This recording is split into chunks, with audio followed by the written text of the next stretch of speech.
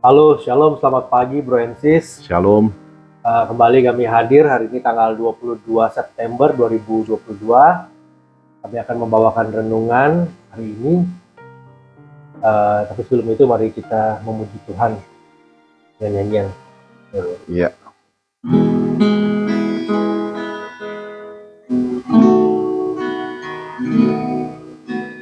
Betapa dahsyat Engkau Tuhan, pencipta segala yang ada, dulu sekarang sampai selamanya.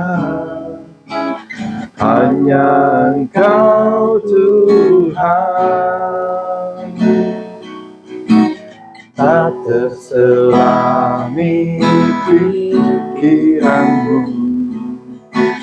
tak terukur panjang setiamu, dulu sekarang sampai selamanya.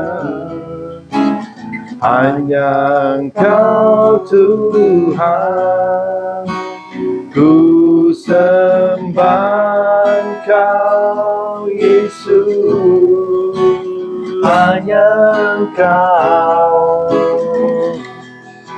Allah di hidupku,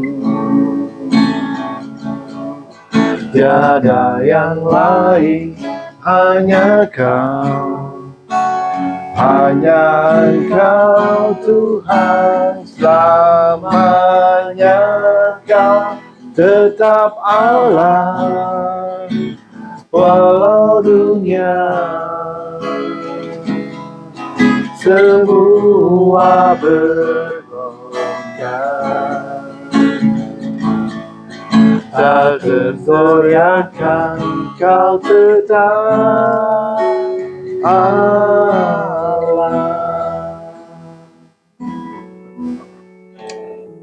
Oke, Bro and Sis.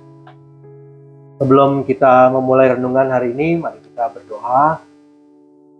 Ya Tuhan Allah Bapa yang Maha Baik, kami mengucap syukur kembali Tuhan untuk hari ini Kau telah bangunkan kami, Kau berikan kami nafas kehidupan. Ajar kami Tuhan, agar kami semakin dekat kepadamu Tuhan, kami boleh semakin mencari Engkau, agar kami memperoleh keselamatan.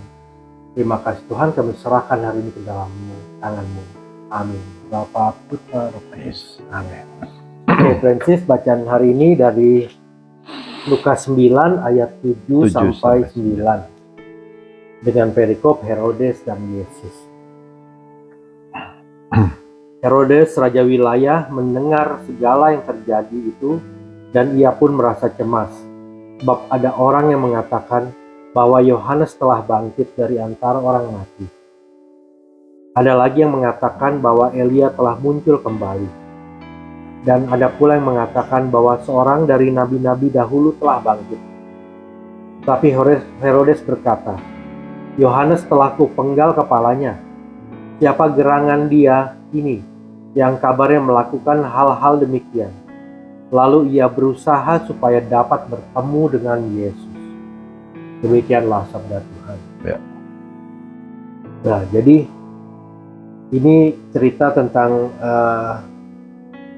Herodes juga kaget nih ya, kok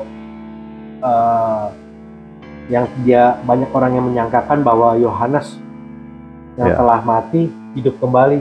Betul. Atau ada yang mengatakan Elia telah datang kembali, ada yang mengatakan nabi-nabi lain begitu bro.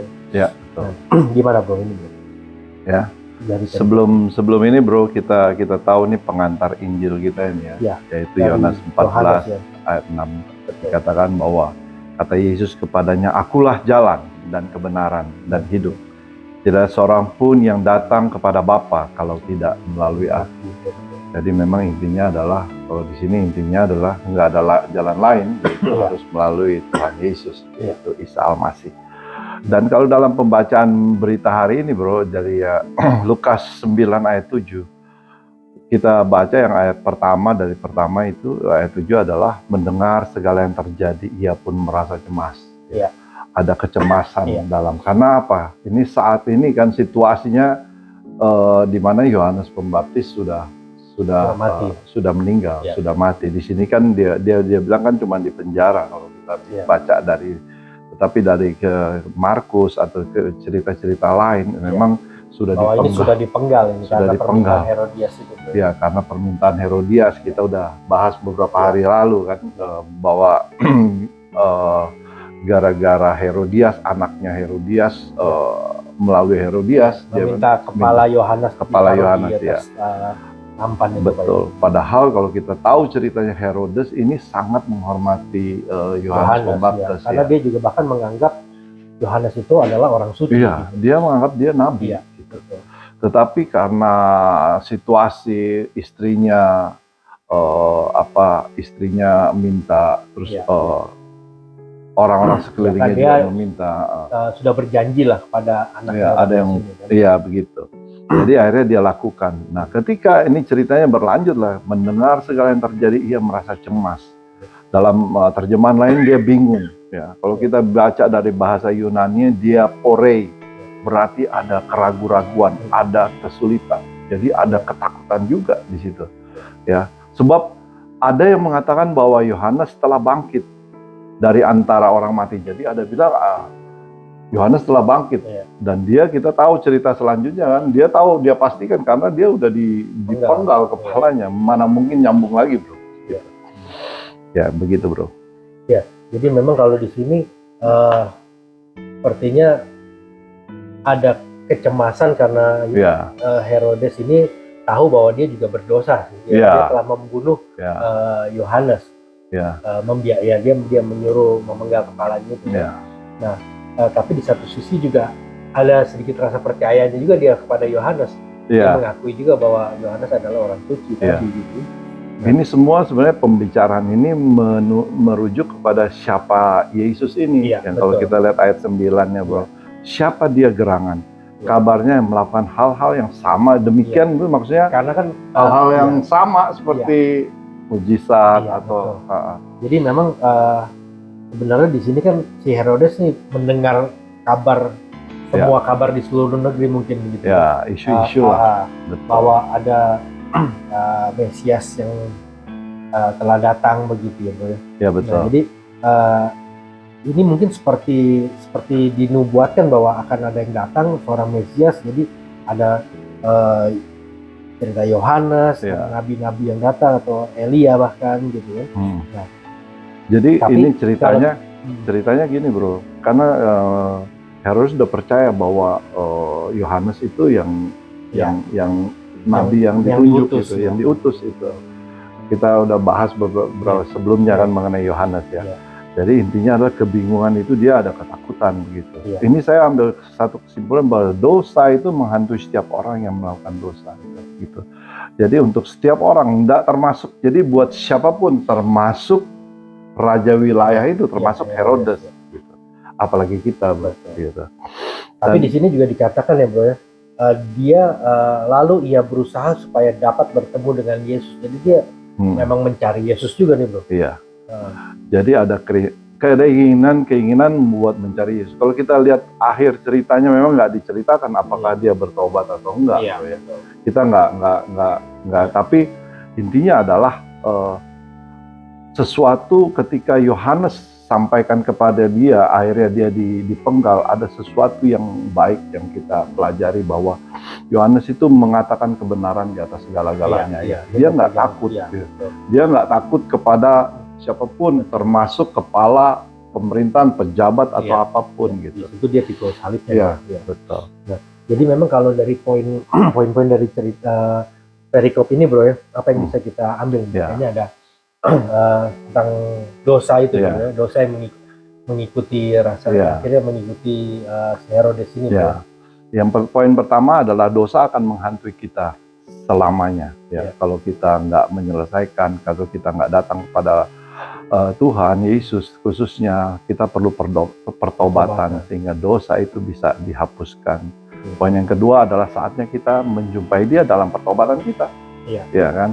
Buat kita yang belum menerima Dia, ya kita kembali kepada pada dia Tuhan, gitu. ya. Karena Jadi dia memang- adalah juru selamat Jadi kita. memang pertama adalah dosa itu kan harus diikuti. Setelah itu kita menyadari Pertobatan, bahwa ya. harus diikuti dengan pertobatan. Pertobatan. Gitu. Dan poin ketiga mungkin Ya, bahwa kembali ke refer ke ayat Ya. yang pengantar Injil ini bro, Ya. dari Yohanes 14 Betul. ayat 6 ini bro ya, bahwa Ya. kembali lagi akulah jalan kebenaran dan hidup, Ya. tidak ada seorang pun yang datang pada Bapa Bapa atau kecuali melalui aku. hanya melalui Tuhan Yesus Ya, betul. kebenaran sesungguhnya. Ya. Gitu. Sehingga kita memperoleh kehidupan yang kekal. Ya. Tidak ada jalan lain kecuali Yesus Tuhan kita. Amin. Amin. Oke, baik Bro and Sis, demikian permenungan kami hari ini. Kiranya kita semua boleh semakin dekat, semakin mencari Tuhan, Ya. supaya kita mendapatkan keselamatan. Oke, sebelum kita akhiri, kita dengan doa bro. Terima kasih Tuhan untuk hari ini kami mengucap syukur atas firman-Mu. Kami boleh belajar bahwa kami harus bertobat Tuhan. Kami harus mengakui Engkau sebagai Tuhan dan Juru Selamat. Dalam kehidupan sehari-hari kami juga harus mengakui dosa-dosa kami. Karena dosa-dosa itu akan menghantui kami setiap hari Tuhan. Sehingga ada kecemasan dalam kehidupan kami. Sehingga ada roh ketakutan dalam kehidupan kami. Sehingga tidak ada damai sejahtera, tidak ada sukacita.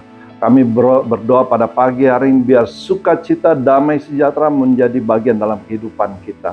Dan bagi kami yang belum menerima Engkau sebagai Juru Selamat, kami perlu Engkau Tuhan dalam kehidupan kami masing-masing. Siapapun yang pendengar yang mendengarkan firman ini, biarlah nama Tuhan Yesus saja yang ditinggikan dalam kehidupan kami sepanjang hari. Khususnya buat hari ini Tuhan, biarlah pertolongan tangan-Mu dalam menuntun kehidupan kami sepanjang hari, mulai saat ini sampai Maranatha Tuhan Yesus datang kedua kali. Di dalam nama Tuhan Yesus kami berdoa. Amin. Amin. Oke Bro and Sis, thank you. Tuhan memberkati kita semua. Kami percaya padamu Tuhan. Amin.